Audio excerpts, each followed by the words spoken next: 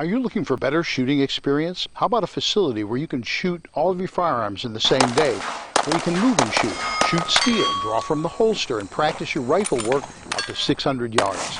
Shoot a very challenging sporting clays course or a round of trap or skeet. You can do all that and much more at the Aurora Sportsman's Club.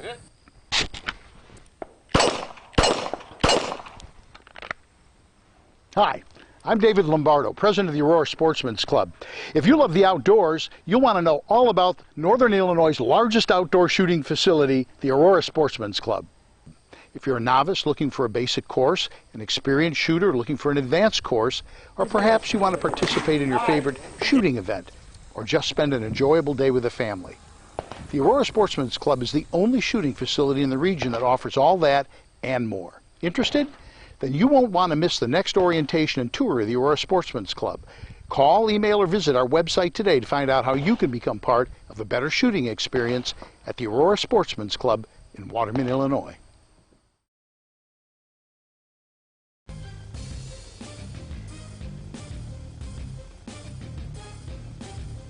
He is the human Molotov cocktail that they can legally throw into the system that stole their lives from them.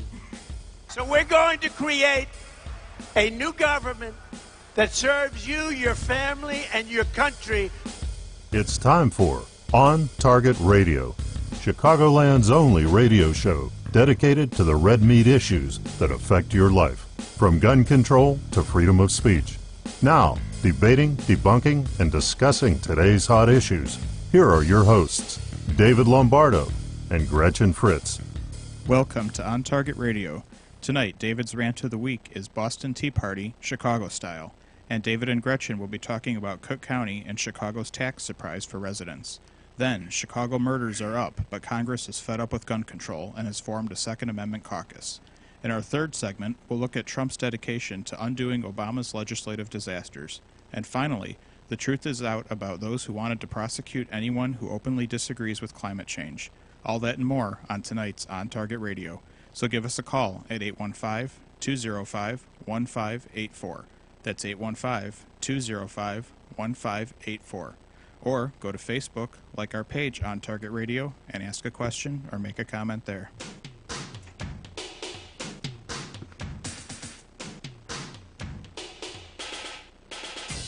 And now, from the seething cauldron of personal opinion, it's time for David's Rant of the Week. I don't object to taxes, at least taxes that make sense. What we don't need is to see our tax dollars squandered by paying off people through free handouts, subsidizing industries that can't justify their existence on their own, patronage jobs, and worse, just to win votes. And even more so, we don't need to see one tax after another being added to generate the money to do those sorts of things. I'm a federalist, which means I believe in a fairly loose, decentralized government. I'm in total agreement with the Constitution, which sets forth not the rights of John Q., but rather the limits of John Q.'s government. I'm hardly the first person to feel this way. 243 years ago, a political activist group called Sons of Liberty felt the same way about the vaunted British East India Company. It was the darling of the British Empire that profoundly affected that country's international trade, but it was in dire financial straits, and Nigel Q. Public wasn't at all that keen on financially bailing them out. The British Parliament literally controlled and taxed the colonies, yet would not admit a single elected representative from the colonies into Parliament. The straw that broke the camel's back came in the form of the Tea Act, which granted the British East India Company a monopoly on tea sales in the colonies. It was seen as yet another slap in the face of the colonists who objected to the Tea Act because they believed that it violated their rights as Englishmen to no taxation without representation. And so, on December 16, 1773, the Sons of Liberty, a few of whom were disguised as Native Americans, destroyed an entire shipment of tea sent by the East India Company. They boarded 3 ships and threw the chest of tea into the Boston harbor. The Brits didn't take that lightly. It led to the American Revolution and ultimately a constitution that was written specifically to limit the power and the scope of government, which brings me to the point. While I'm a states' rights kind of guy, I still strongly hold to Henry David Thoreau's quote, "That government is best which governs least." And that includes state and local government. At a time when Illinoisans are leaving the state faster than rats deserting a sinking ship, what do you think Chicago's Mayor Rahm Emanuel did to solve the problem? Raise taxes, of course, thereby striking a blow for idiocracy. In 2017, Chicago residents will see a new 7.7% tax on water and sewer service, a 7-cent fee for every store-provided disposable bag, and an increase in park district fees. Emanuel is also increasing the parking rates at O'Hare and Midway airports by as much as $12.25 a day, and doubling the rates of 820 meters near Wrigley Field on game and event days to $4 an hour. Metra is also increasing its rates, and there's still more. But the bottom line is, if you live in Chicago, brace yourself for your second installment property tax bill on August 1st. The owner of a home worth $250,000 can expect to pay about $348 more in taxes next year. Emanuel needs the money to cover pension funds for city police officers, firefighters, and teachers, but that's not the end of it. Cook County Board President Tony Preckwinkle cast a tie-breaking vote to implement a new penny-an-ounce pop tax. She figures it'll raise about $224 million a year. Look, if you live in Chicago, or anywhere in Cook County, you keep putting these extortionists in office. I find it difficult to believe the majority of voters actually think this is a good deal. Y'all need to grow a set and kick the bums out of office once and for all, because believe me, it can and it will get worse if you don't. There are now more people in Illinois on the receiving end of government money than those who are paying into the coffers, and those people are voting in increasing numbers. Ben Franklin predicted it centuries ago when he wrote, "When the people find they can vote themselves money, that will herald the end of the republic," unquote. Well, they figured it out. Have you? Do you think it's about time for a Boston Tea Party? Chicago style? And that, Gretchen, is my rant for the week. Well, we did that in 2009. We did, and look where we are. It's a never-ending thing. You know, they keep getting on Rauner. All the man has said, the Constitution and the state of Illinois requires we have a balanced budget. Yes. And they have dreamt up everything you can call that man, you know, and it just gets down to that. Give us a call, 815-205-1584, 815-205-1584. Last week we got a number of calls. Maybe we'll get some more tonight. I'm actually having trouble. I'm not seeing the live stream on YouTube, so we're probably not going to get any calls until there's actually a link on YouTube. So we're just talking to ourselves? Yes. Well, we have one person watching. Oh, well, there we go. Well, I can't find it. Maybe it's somebody who fell asleep in front of their computer. Maybe it's you. No, they don't.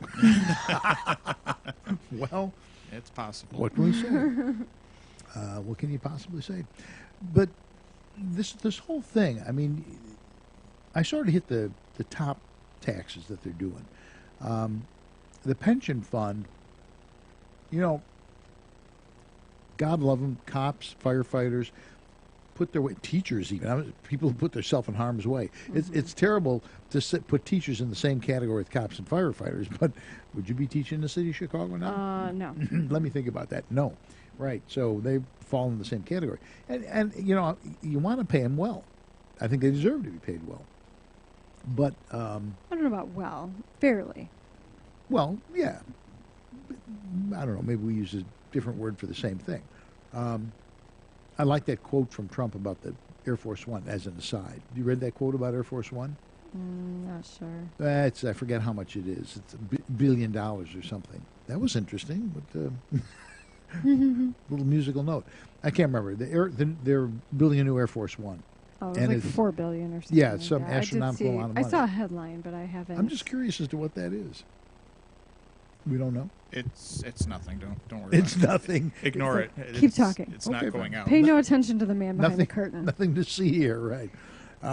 But Trump's quote on Air Force One was they ought to cancel it. And he goes, "We want Boeing to make money, but not that much money, which I thought that was a good one. That was pretty good. It was That's pretty a good good. one. I like it. But it's the same thing.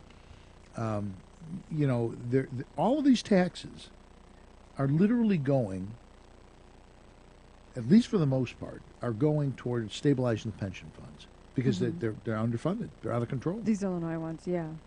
Now, I'm not exactly sure how they got there. I don't know what they're doing with the money. I don't really know. I don't know where the money disappears, because money is supposedly being set aside every year. Yeah. But whatever it is, they are literally raping the residents of the city of Chicago. Yeah, it makes you glad you don't live in Chicago, and I feel sorry for those in our audience who do. Yeah, it's outrageous. They're making it almost unsustainable.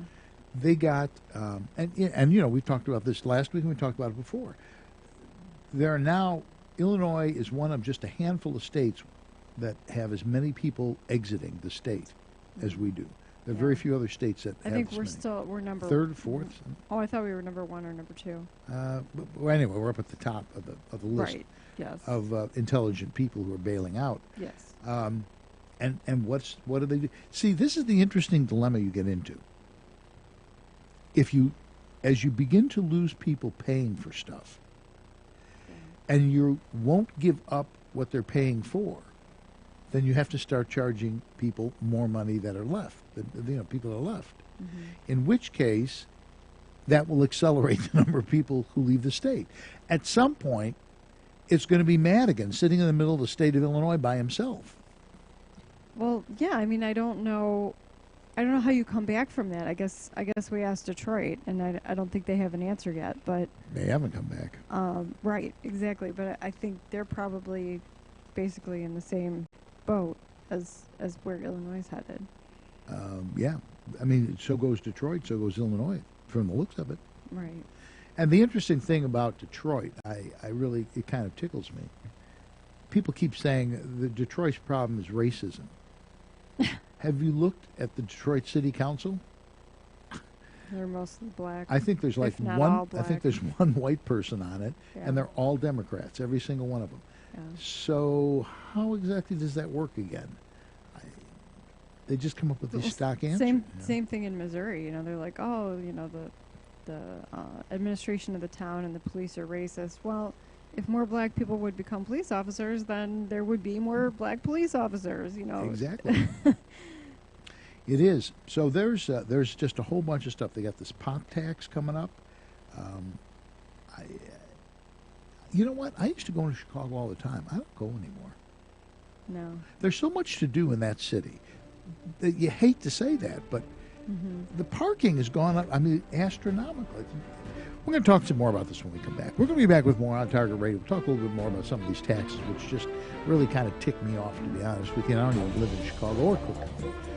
But we will be back with more On Target Radio after a few messages. Give us a call, 815-205-1584.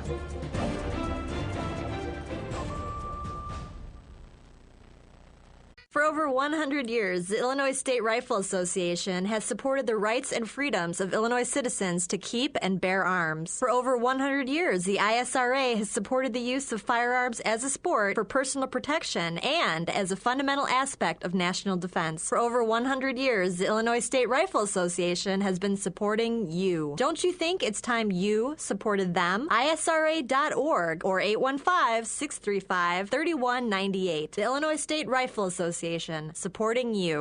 Safer USA, Chicago's most trusted name in firearm training, is offering beginners classes, tactical pistol and rifle, long-range rifle to 600 yards, and the most comprehensive Illinois concealed carry program available. The On Target Radio co-hosts David Lombardo and Gretchen Fritz will prepare you to carry a firearm for personal protection, including firearm, holster, and ammunition selection. A comprehensive law review designed to keep you out of trouble and even how to deal with home invasions.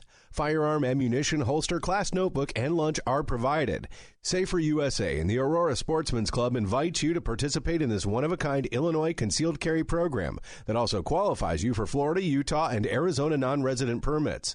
Find out what over 6,000 students already know at saferusa.com. Or call 815-741-3474. That's 815-741-3474. Safer USA. Choosing to own a firearm is your business. Teaching you to own it responsibly is ours.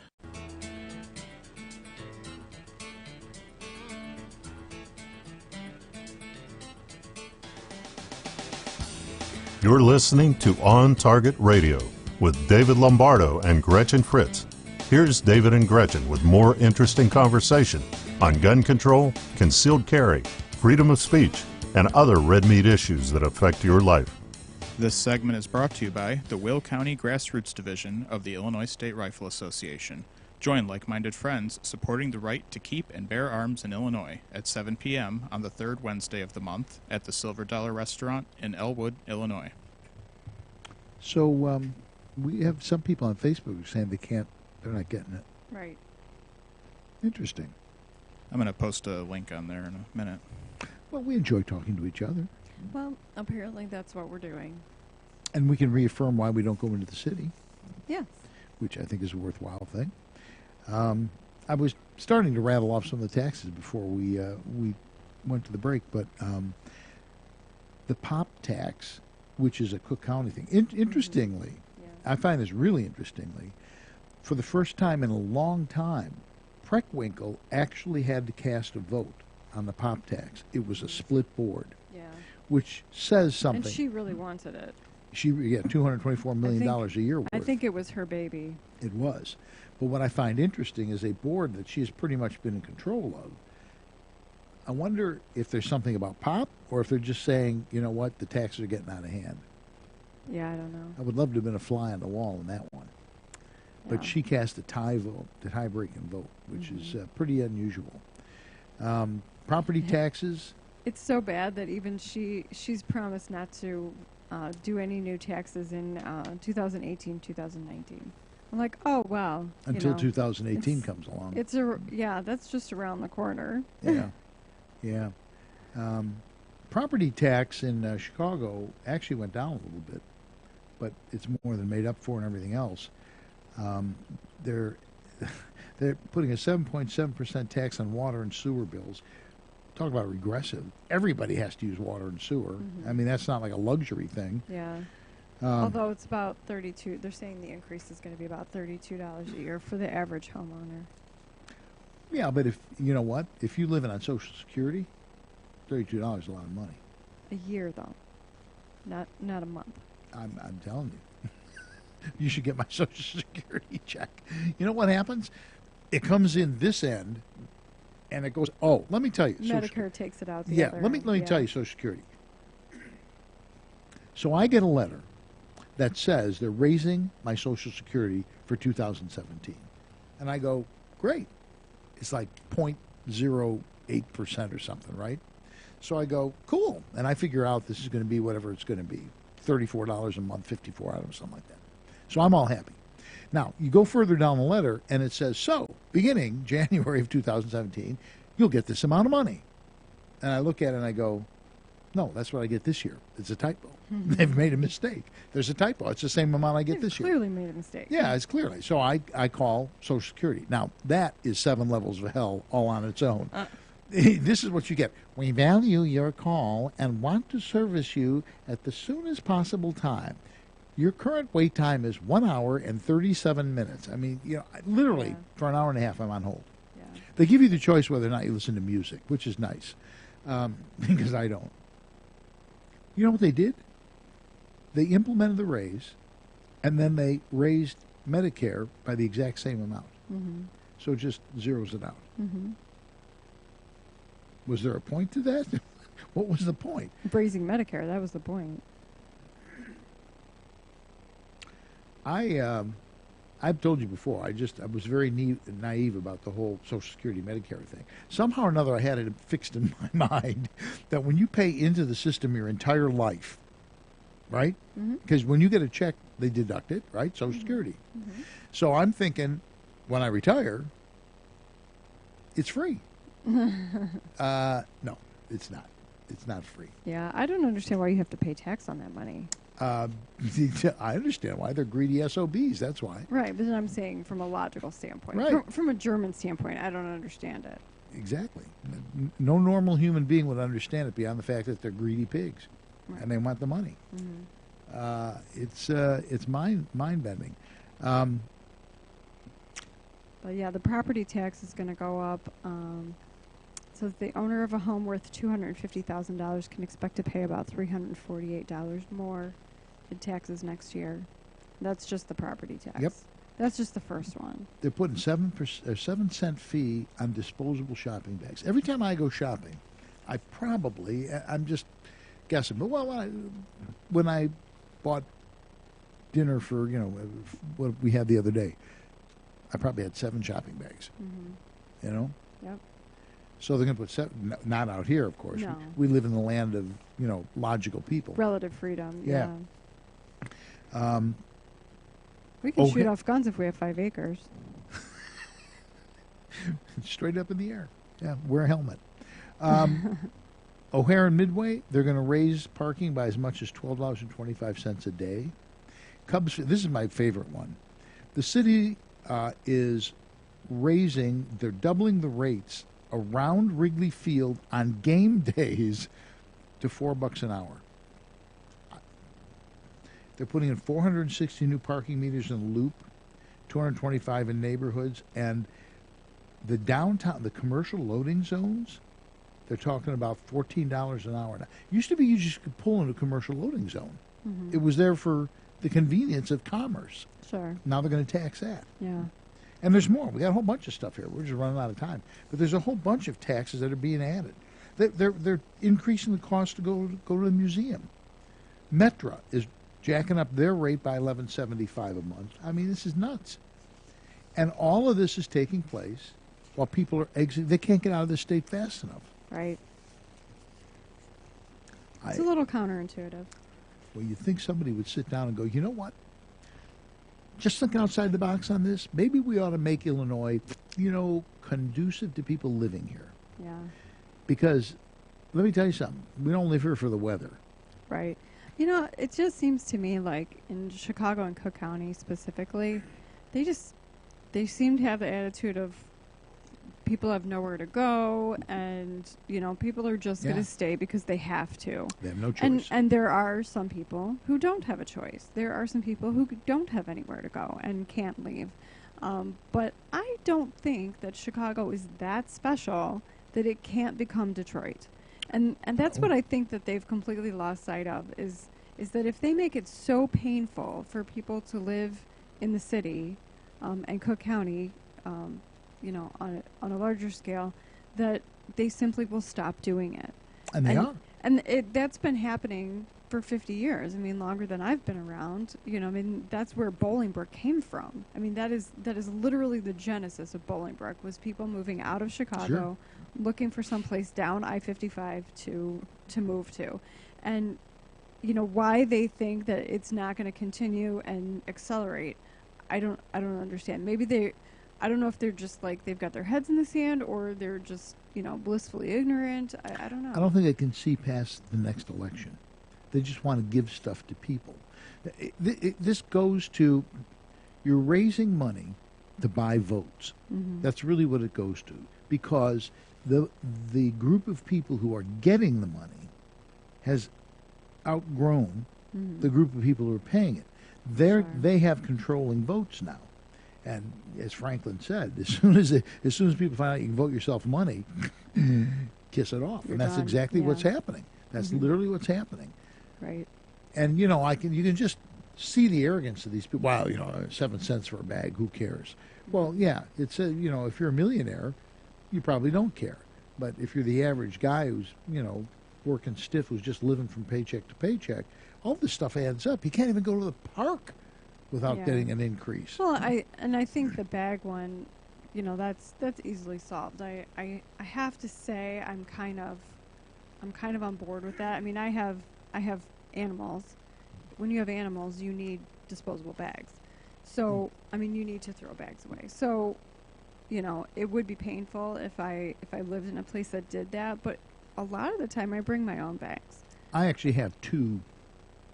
I don't know what they're made of. They're kind of clothy sorts of things, and I'll usually bring. They're in my car all the time, and I usually, if I remember, I bring them in the store and I use them. I don't have a problem with that, but it's just that every aspect of their life, there's nowhere they're not going these days to get money out of you. Right. I mean, I guess I'm thinking of it like an Aldi model, where at Aldi you have to.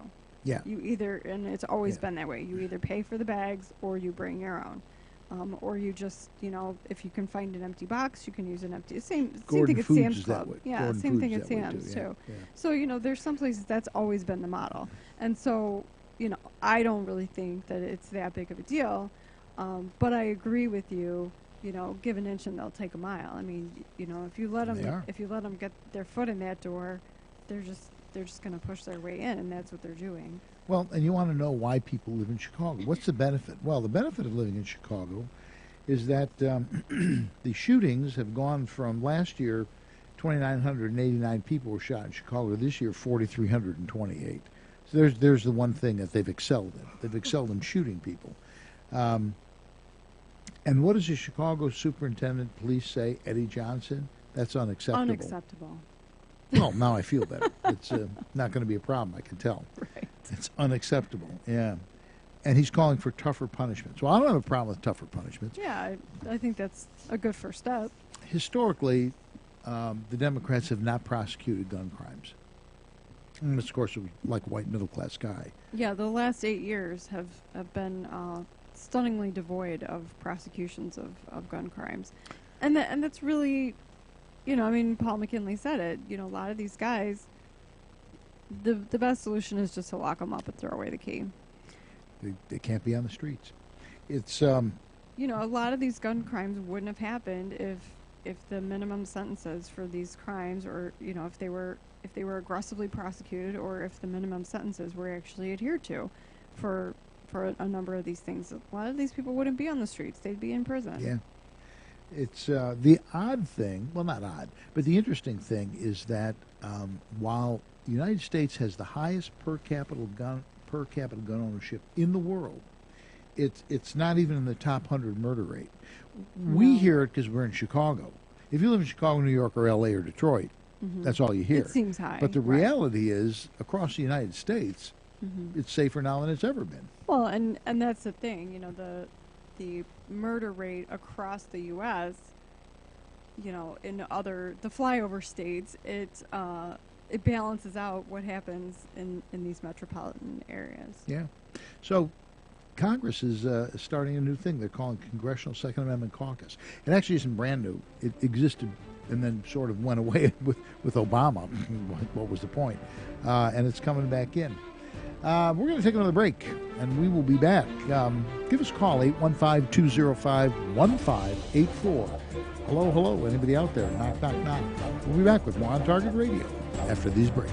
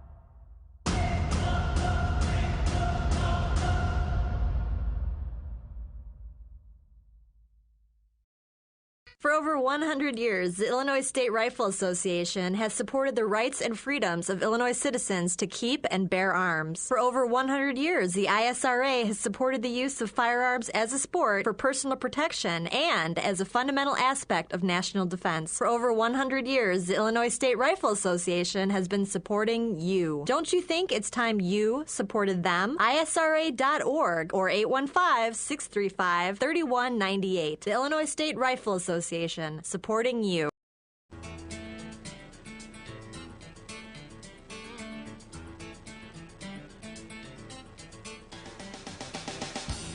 You're listening to On Target Radio with David Lombardo and Gretchen Fritz.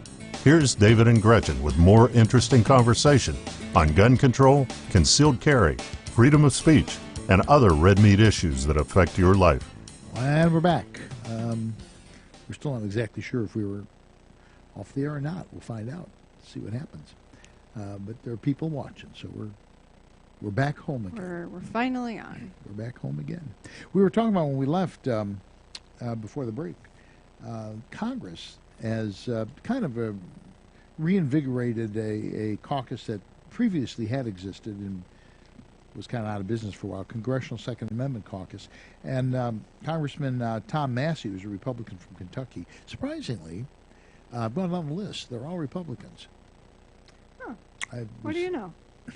I was surprised. But we're always getting lectured by people of like, Democrats can be pro-gun too. Yeah, but... Yeah. Yeah. Well, they reelected Pelosi to run the party. That's... I think that's a perfect move. I think that's a wise move, personally. I think it's fantastic. I think they should keep her in charge forever. Yeah. She goes on all the talk shows and goes, "There's nothing wrong with the party." As long as she is alive and breathing air, I think she should be in charge of the Democrats in the House.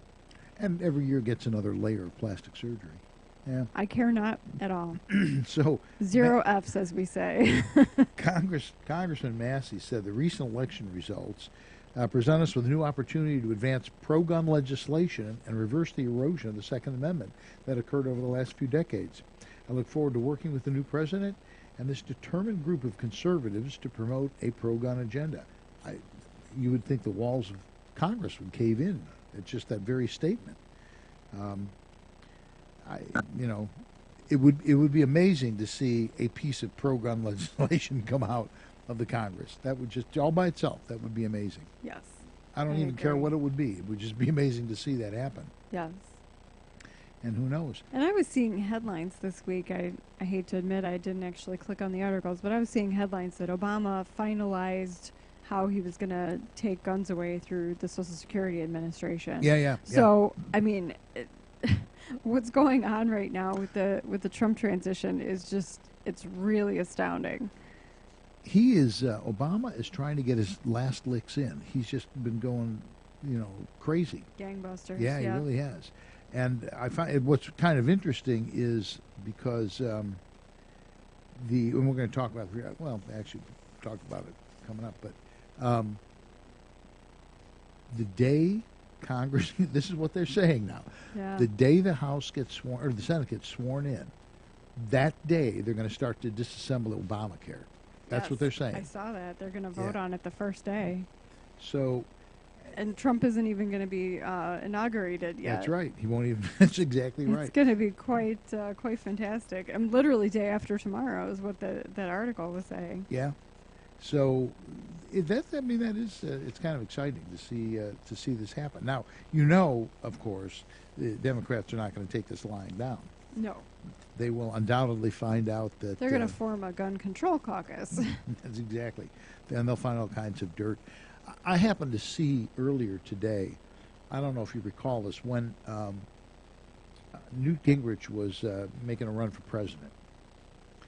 And he was asked, I can't remember the guy's, I know his face, the CNN, John, whatever, out of the box, the first question, they got all the candidates were standing there, and Newt was the first guy, right? Mm-hmm. Out of the box, first question in the entire thing was, basically, when you were divorcing, or you were caught cheating on your wife, and it's reported that you asked her if we could have an open marriage. Have you seen this? I can't say that I remember it well. He destroys that. I mean, he literally destroys it. The audiences are on their feet cheering, yelling. He says, to paraphrase him, but see, this is what, and the reason I bring this up is because I think maybe Republicans are beginning to grow a pair. Yeah. So he goes, first of all, and this John whatever, and I can't think of his name. You'd know him if you saw him. He's been around for years. Sure. He says, would you care to take a moment and answer that? And Gingrich goes, no, but I will. And everyone is, and he goes, here's what I think. I think the first question out in a presidential debate to the first candidate being something personal about his life is despicable. He said, and now all of a sudden this guy's back, he's back to, it's not that we broke that story. I mean, that came from, and he goes, you and your team chose that as a question for this debate. And the crowd is going nuts. And he goes, and that's the problem with the press. You're intentionally harassing people, particularly the Republican Party, and I'm sick and tired of it. And they are going wild. And this guy's like, blah, blah, blah, blah, blah. It was great. Well, and I don't understand. I mean, was that 4 years ago? Was that 8 years ago? It was when Obama ran this last time. Okay, so 4 years ago. Midterm. Well, not midterm, but yeah. Okay, between his two terms. Yeah. Okay, so 4 years ago, somebody called them out and said this is bullshit, and and yet they still don't get it. I texted you this morning. I had Meet the Press on. I was not watching it. I left it on for the cat. And very intelligent cat. Well, he likes the TV on. So, and I happened to overhear Chuck Todd saying that he was talking about fairness, which makes my stomach turn a little bit just thinking about it. And he was saying that we have to define what we mean by media. But he's like, but I think the mainstream media this last year really got it right. Yeah. And I just lost my mind for a second. I'm like, they still don't get it. No, they don't. So now it's been 5 years. Yeah, they really don't get it. Or 4 years, or 8 years, or whatever, and they really, really don't get it. And we spent a whole segment on this last week, but it's just amazing. I can't get over. Nancy Pelosi went on public television. She said, "I don't see anything wrong with the Democratic plank." I just when you I can't wrap my mind everything, around this. When you lose control and you're of everything, and the media was so wrong about everything pertaining to this election. And quite honestly, Fox didn't do that good of a job either. No, none of them did. It was from the time that the primary season started, all the way through to 2:30 in the morning, the day after the general election. Right. They did not get one thing right. They've blamed everybody imaginable, everything imaginable, except Hillary Clinton. The thing I've been seeing on Facebook this week, which I think is really delicious, is people putting together memes saying, no, wait a second. The Democrats are upset that they're saying the Russians influenced our election because they hacked the DNC. But not one person has refuted that those were factual. Yeah, they're not. Everybody is admitting, yes, that's really what we said. That's true. Their position is the Russians released factual information. Well, okay. Well, facts are still facts. It doesn't matter how you got them. But it's a canard. It's the way they think. It really is. They simply don't get it. And I used to say I wanted to have a segment called Liberal Head Explosion. This is Conservative Head Explosion. My head is exploding right now. I don't understand. When you lose almost everything, even governorships, even state legislatures. Yeah. I mean, just from one end of the country to the other, they've basically lost everything. Yeah, they got their butts handed to them at almost every level. There's nothing wrong with our plank. Even in Will County. They lost seats in Will County. Yeah, I know. They're delusional. They are absolutely delusional. And this crying and screaming and overturning cars and all that, that kind of, like that's going to like Donald Trump is going to go, oh, well, if you really don't want me. Right. Oh, well, if that's how you feel about it. No. This may be the American Spring, right? I'm not sure, but yeah.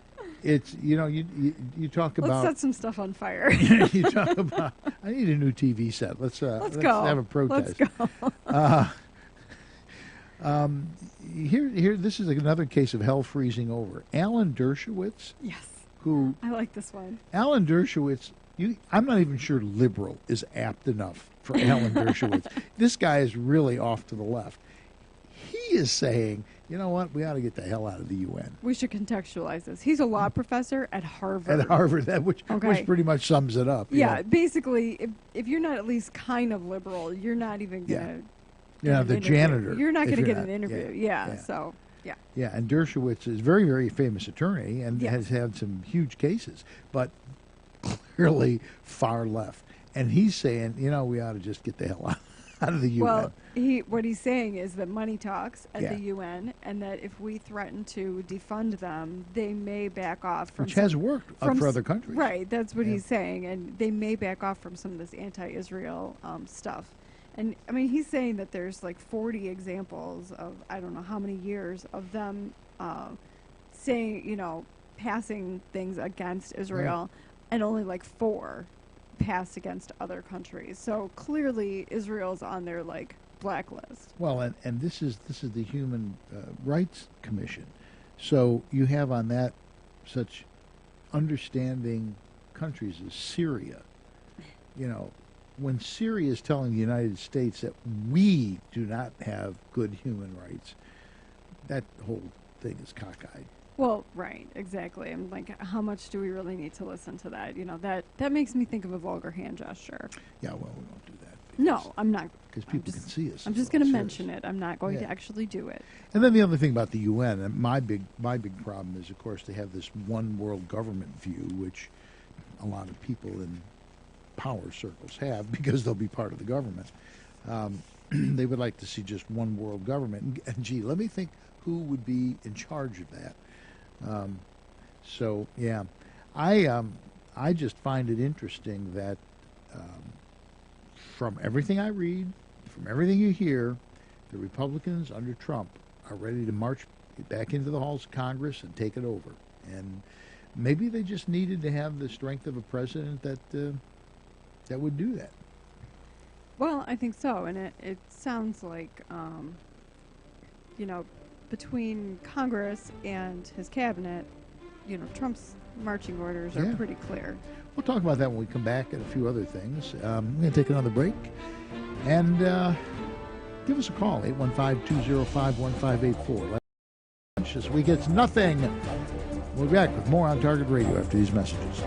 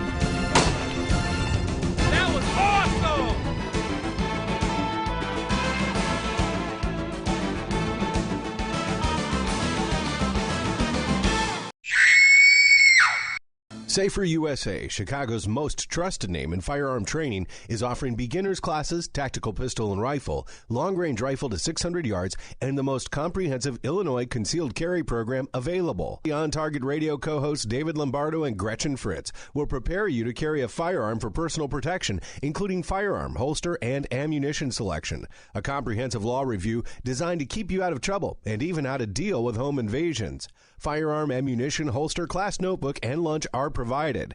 Safer USA and the Aurora Sportsman's Club invite you to participate in this one-of-a-kind Illinois concealed carry program that also qualifies you for Florida, Utah, and Arizona non-resident permits. Find out what over 6,000 students already know at saferusa.com. Or call 815-741-3474. That's 815-741-3474. Safer USA. Choosing to own a firearm is your business. Teaching you to own it responsibly is ours.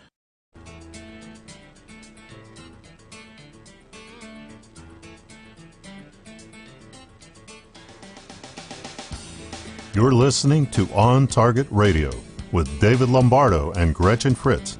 Here's David and Gretchen with more interesting conversation on gun control, concealed carry, freedom of speech, and other red meat issues that affect your life.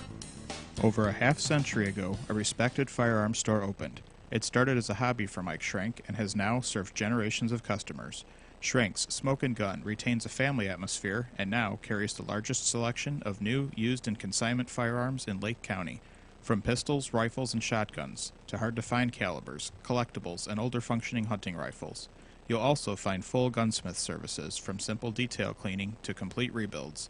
Whether you're thinking about your first firearm in a FOID card or looking to add to your collection, visit Schrenk's Smoke and Gun.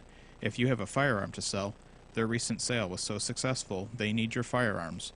And if you love cigars, you'll find your favorites in Schrenk's humidors, along with a broad selection of pipes and tobacco. Visit smoke, the letter N, gun.org, or call 847-662-4034. Schrenk's Smoke and Gun in Waukegan, your family-owned gun store since 1964. That's 847-662-4034.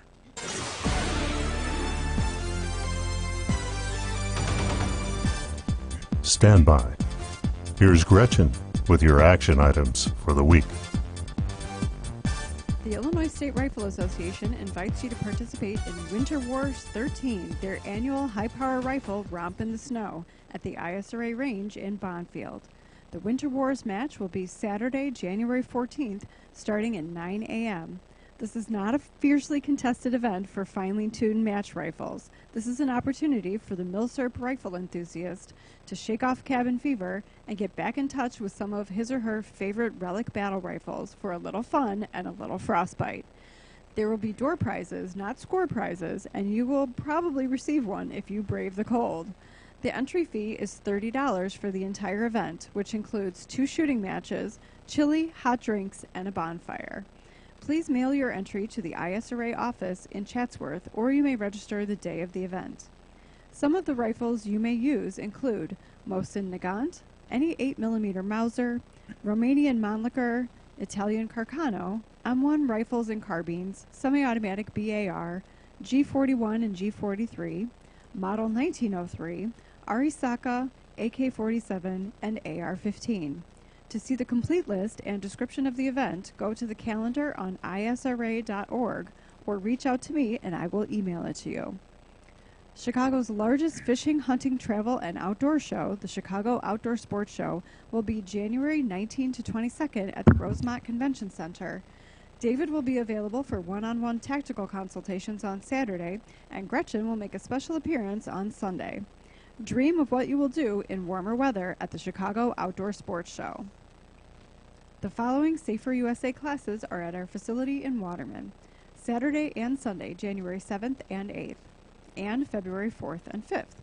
Illinois Concealed Carry 1. This 16-hour class will be taught by David and Gretchen and meets the training requirements for Illinois Concealed Carry as well as Florida, Arizona, and Utah. To sign up for classes, go to saferusa.com and click on Register. A lot going on. I just want to go on record to say that I am beating Don Moran at Words for Friends. I just want to point that out.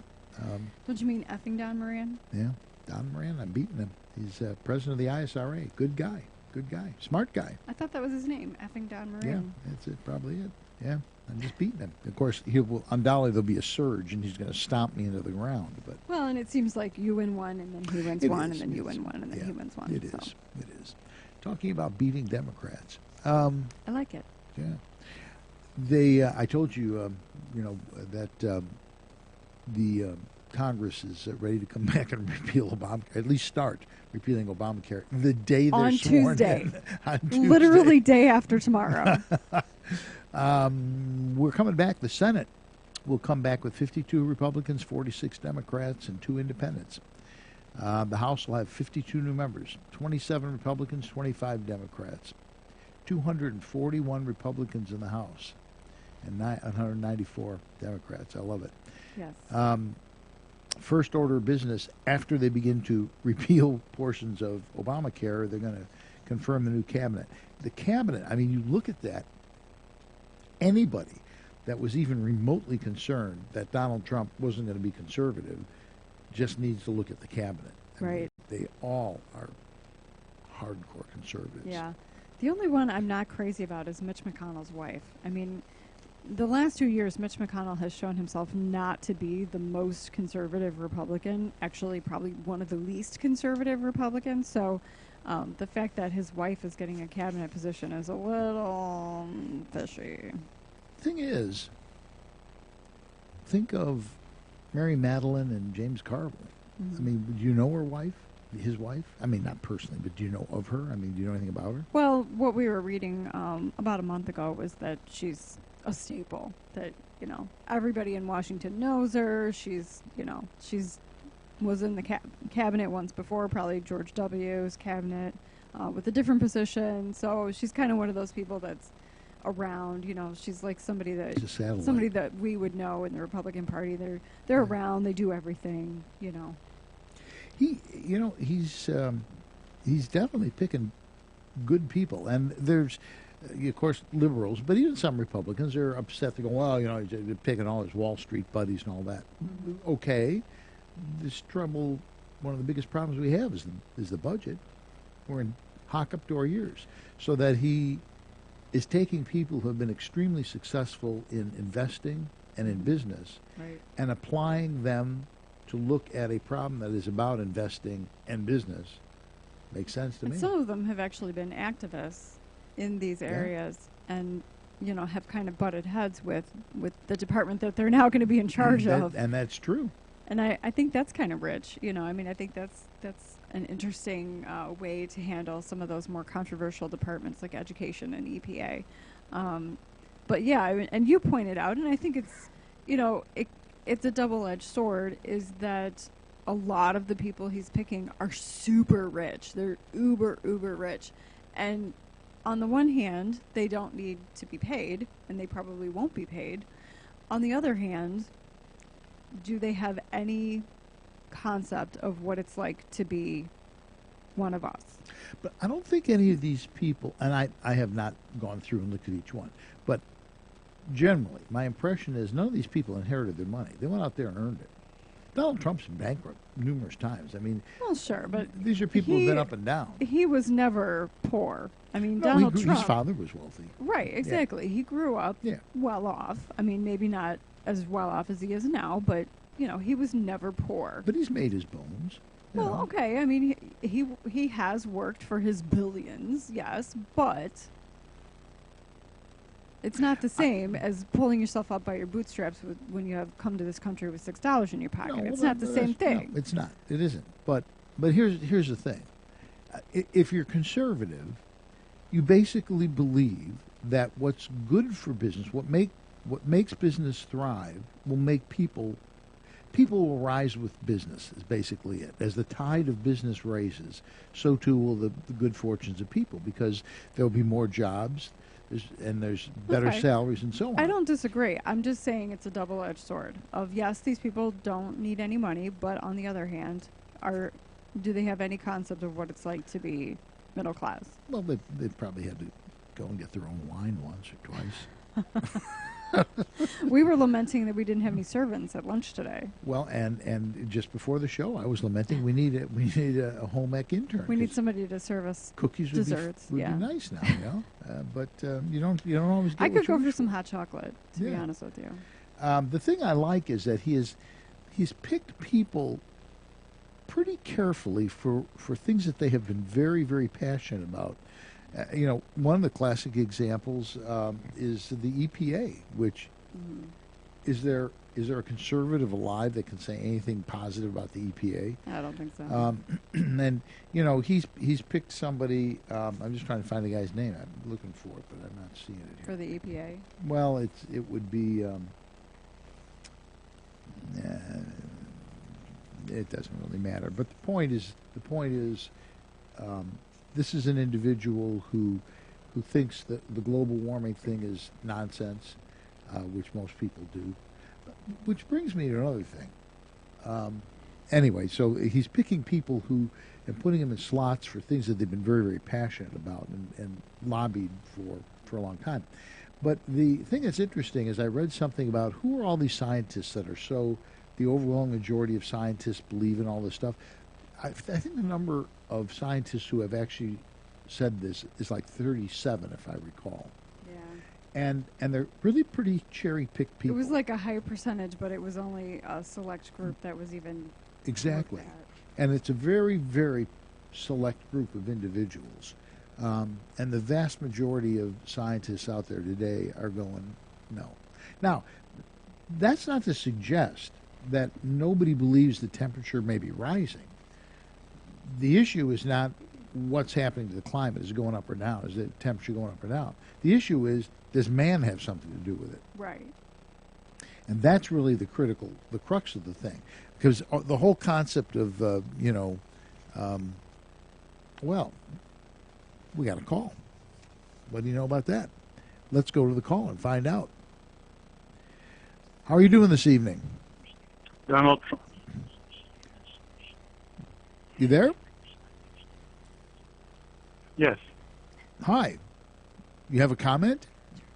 Hi.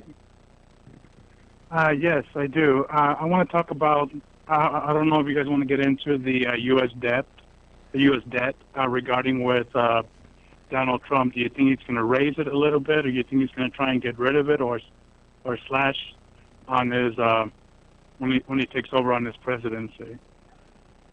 Well, he's talked about he doesn't like the fact that this country is, 3 generations? Yeah. Basically, if we stopped right where we were, like 3 generations, we'd be paying it off. So they're looking at taking on the Fed. They're looking at taking on all kinds of things like that.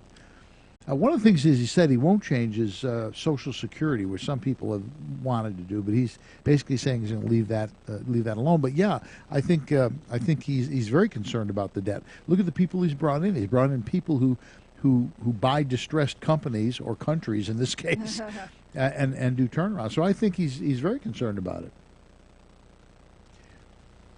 Because another thing is, the senator from Rand Paul. Right.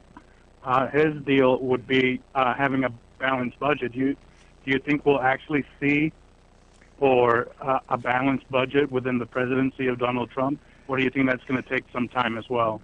You know what, a balanced budget is the holy grail that every conservative wants to hear. But you look at just even in the state of Illinois, how very hard the Democrats will fight that tooth and nail. Yeah, it won't be the first year. No. I mean, I think, he may get there, but it won't be the first year. Because they've got to come back. The continuing resolution that they had is going to expire soon after Trump is inaugurated. So they're going to have to come back, pretty quick and pass a continuing resolution to fund the government. And so yeah, it's not going to happen right away. Well, anyway. Okay. Well, but I do wish the Republicans luck on Donald Trump presidency, where they could actually, cut down the debt and have a balanced budget.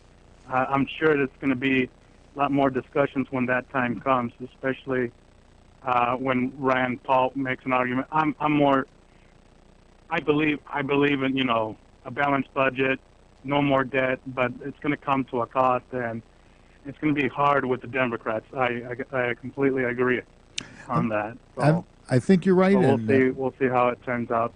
I think you're right. We appreciate you giving us a call. We're going to have to take off now, but thanks a lot for calling this evening. Well, anyway, we'd like to thank you for joining us tonight. We'd appreciate if you tell your friends about On Target Radio. We'd also like to thank our engineer and announcer, Eric Allen, and our sponsors, the Will County Grassroots Division of the ISRA, Schrank Smokin' Guns, the Illinois State Rifle Association, the Aurora Sportsman's Club, and Safer USA. And so we got a phone call. It's moving along in the right direction. And, I mean, what more can you possibly say?